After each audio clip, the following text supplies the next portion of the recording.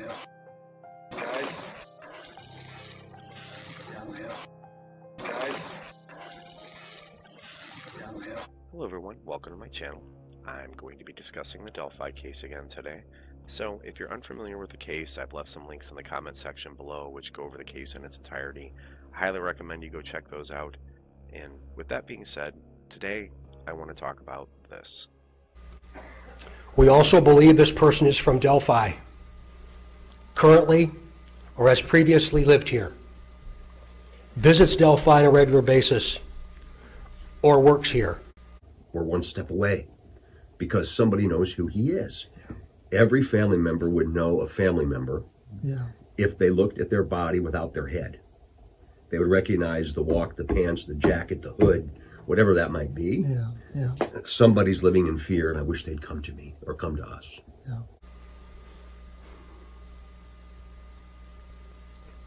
A question to you. What will those closest to you think of when they find out that you brutally murdered two little girls? Two children. Only a coward would do such a thing. The point of this video is to hopefully inspire someone to realize that they might actually in fact know the killer. The killer might exhibit some of the traits I'm going to discuss in this video or none of them, but the more important part is that if you for a moment suspect that someone that you know might be connected to or know something about the murders, you should send in a tip to the tip line, and I'm going to leave that phone number in the description of this video. It's been suggested by Superintendent Doug Carter that the killer is hiding in plain sight, that they're blending in. If you lived in and around the surrounding areas of Delphi in 2017, there is a chance that you know who the killer is and you just don't realize it.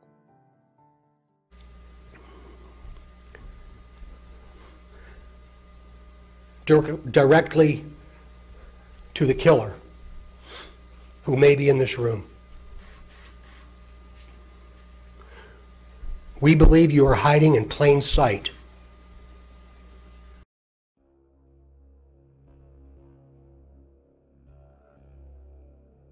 Do you know someone who changed their appearance after the murders?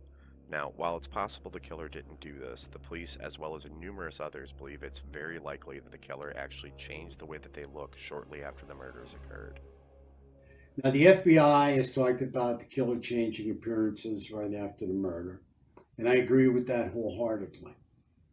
So the question is, would somebody out there remember somebody changing appearances, a loved one, boyfriend, family member, some kind of relationship, changing their appearances on Valentine's Day?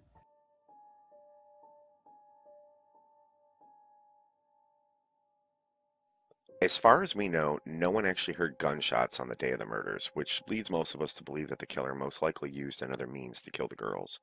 Now, the act of physically killing someone, and on top of the difficult terrain, it might have actually caused a minor injury to the killer that day.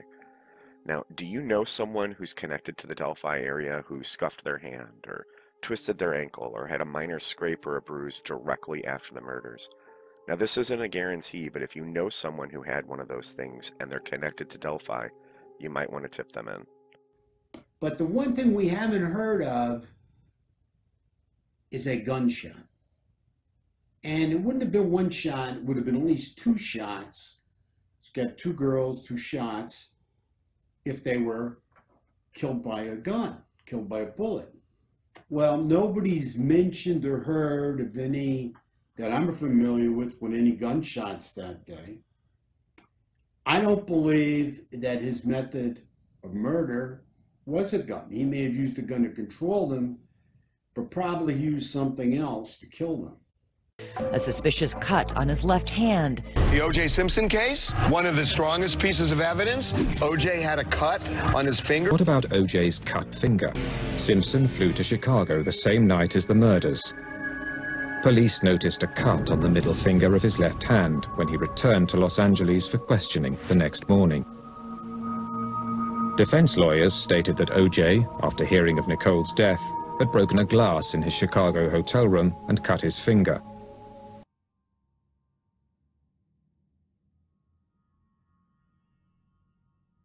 I don't believe that we should be looking for someone with a blue jacket. I believe that we most likely should be looking for someone who no longer owns or wears a blue jacket. This would also go for a painter-style cap with a short brim or a cadet-style hat. Some profilers feel like it's likely that the killer most likely got rid of their clothes from that day. So if you know someone who used to have items of clothes like that, that has connections to the Delphi area, that no longer seems to wear them, you may want to consider tipping this person in. So anyway, now we have the next day after the girls are murdered. And as you know, the FBI put in their profile that this person could have canceled appointments for that day or the next day, or could have changed his appearance. I'm on board with changing his appearance. I'm really on board with that.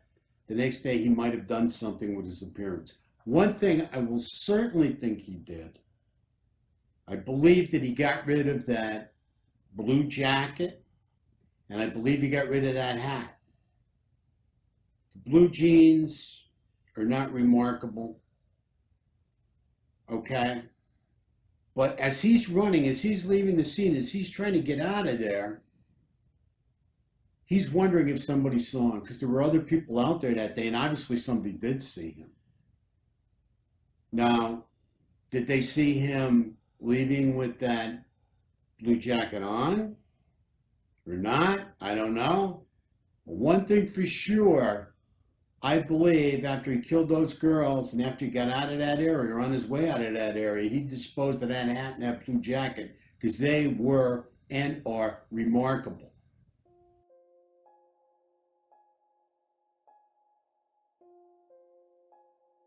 Do you know someone that is touchy about you going into certain rooms in their house, or opening a certain cabinet or a drawer, or going into their garage? Some serial killers take items from their victims as trophies, and I've always believed that Bridge Guy was either already a serial killer or would soon become one. If you know someone who has a locked drawer in their office, or is touchy about you going into a certain room of their house, or is very private about you entering their garage, now would be the time to go check and see what's being kept so private. But there's a strong chance that they may have actually taken something from the crime that day to remind them of it.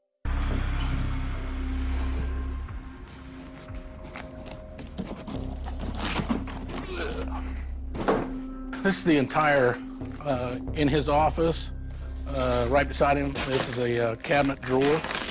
This is pretty much the way it was. He has several 3-ring binders. But the most important one is this one here. It is called the communication book. He has cataloged the communications as he sent them to us. He used these books and these files to document pretty much everything he did over the years. And he wanted to keep them, obviously, because he didn't want them getting out. He wanted to keep them close. However, guys like this, I guarantee you he's read through these, he's looked through these books hundreds of times, because that's how he continued his fantasy work.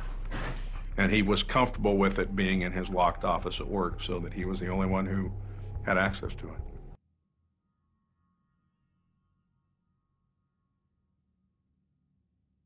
So my last point kind of leads into this one, and that is that the killer might be weird about their computer or their phone. I've always thought that there was a really strong possibility that the killer might have actually filmed the attack. The crime happened really quickly, and with modern technology, it would have been really easy for the killer to have recorded the crime so they could relive it at another time. They might even have an extensive search history about the Delphi case that is odd because they don't seem to talk about the case that much. Killers have been known to write fictional books and short stories that hint at their crime. So obviously having an extensive search history on the Delphi case doesn't make you a killer, or 90% of the people who watch my videos would be getting arrested tomorrow. The difference is that this person most likely doesn't discuss the case on a regular basis, or they keep the fact that they follow it so closely private. The parents of Jun Lin have suffered grief that can really only be described as unimaginable. Their son brutally butchered in a foreign country, a video of it posted online.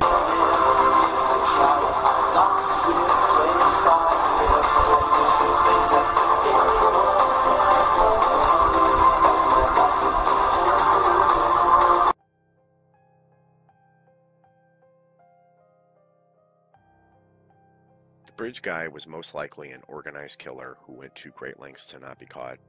I believe that the early involvement from the FBI and the numerous statements made by law enforcement allude to this person being that type of killer.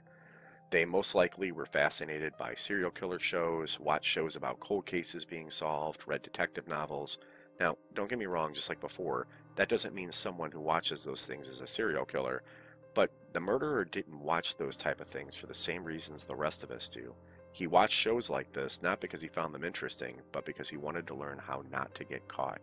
There's more than a few things in the Delphi case that makes me think that the killer had at least some level of understanding about how forensics work.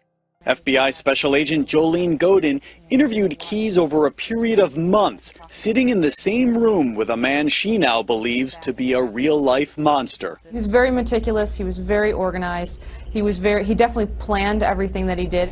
In fact, the man who matter-of-factly confessed to raping and murdering Koenig left investigators stunned by telling them he's a serial killer. There is no one who knows me, or who has ever known me, who knows anything about me, really. Back when I was smart, I would let them come to me. Just remote area.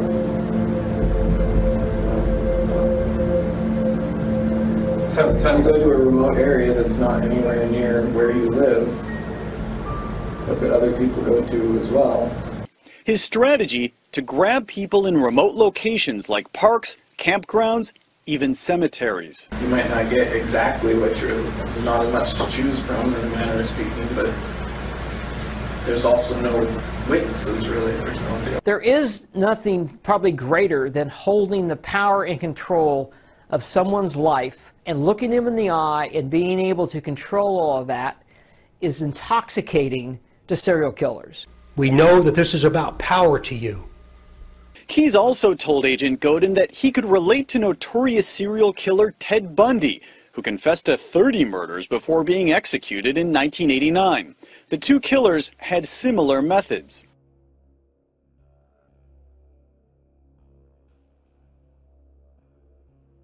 Often with psychopaths, they have what BTK referred to as cover stories. Basically, they know from an early age that they don't feel and think the same way other people do. More often than not, they even go on to actually kill and hurt animals when they're young. He was trying to act tough, but yeah, he would joke about, he made really bad jokes about, say, drowning kittens or wanting to hurt people. And last December, Alex was probing those awful videos posted online in which someone was strangling kittens and feeding them to pythons.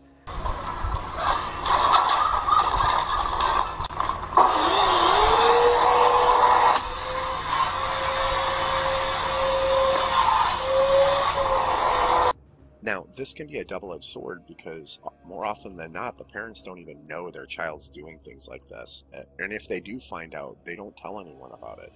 So friends and family later in life, they tend to not know about the killer's troubled past. As psychopaths get older, they will sometimes start painting themselves in the best light that they possibly can so that people don't figure out who they really are. Ted Bundy worked for a suicide hotline. John Wayne Gacy dressed up as a clown and was involved in politics.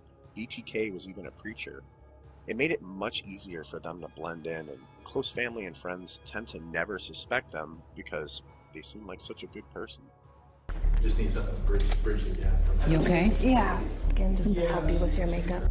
Are we good? Everybody's rolling? We're speeding. It's been more than a decade since your life, as you knew it, changed forever. What do you remember about that day? It was a normal day. I had slept in. I was substitute teaching, and I just took the day off. And then there's a knock on my door. So I'm already thinking, like, who's this person, you know, in my apartment building? And then he said he was the FBI. Is there any reason you should even expect the FBI to be at your home? No. What does he say exactly? He asked, do you know who BTK is? I was like, you mean the person that's wanted for murders back in Kansas? And then he says, your dad has been arrested as BTK. And I was like, I think I'm gonna pass out. BTK was a monster who killed a total of 10 people, 2 of those children, in cold blood. This was a serial killer who got away with it for 30 years. That's very rare. There was somebody out there targeting women and children. BTK was the boogeyman made real. He would be driving down the street and he would see a woman walking or a woman on the front porch, and he would look at her and he would say, "She's next." So the killings were random. We begin tonight with breaking news in the case. BTK is arrested. His hunger for publicity seems to have done him in. We have learned that Rader has been charged with 10 counts now of first-degree murder. He was living a double life here in Wichita. Residents are still trying to digest the fact that a possible serial killer lived among them. Nobody would have imagined this church leader, this father, this good husband, as somebody that could even contemplate the murders that he committed. BTK was literally the guy next door with a wife and 2 kids. Everybody wanted to talk to the family members. Everybody did. How do you process this earth-shattering news? You don't. I said, can I call my husband? He needs to come home. All this stuff is running through my head where I'm like, did somebody get hurt, or like, but why would it be the FBI? And so when I get home, I remember him saying, have you heard about the BTK, like the serial killer? We're pretty sure like he's the guy, like we got the guy. I was trying to almost alibi my father. I was like, my father's a good guy. He's Boy Scout leader, president of the church. I'm like, you've got the wrong man, because you don't believe it's true and you don't want it to be true, and you know your father's not the father you know is not capable of any of this. I was trying to almost alibi my father. I was trying to almost alibi my father. I was trying to almost alibi my father.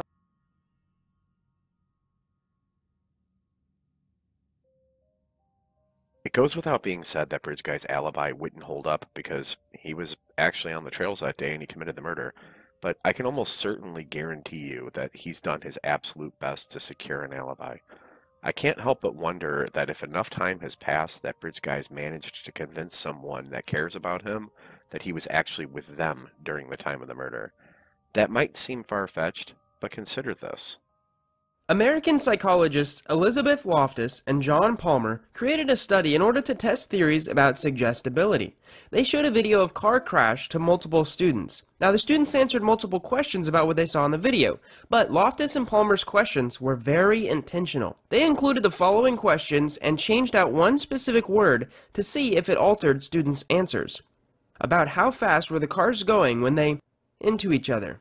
And they used words like smashed, collided, bumped, hit, and contacted. Why? Because 2 cars contacting each other doesn't sound as dramatic as 2 cars smashing each other, right? Well, the psychologists thought so too, and the results of the study show that the choice of the verb made a difference in the participants' memory of what they saw.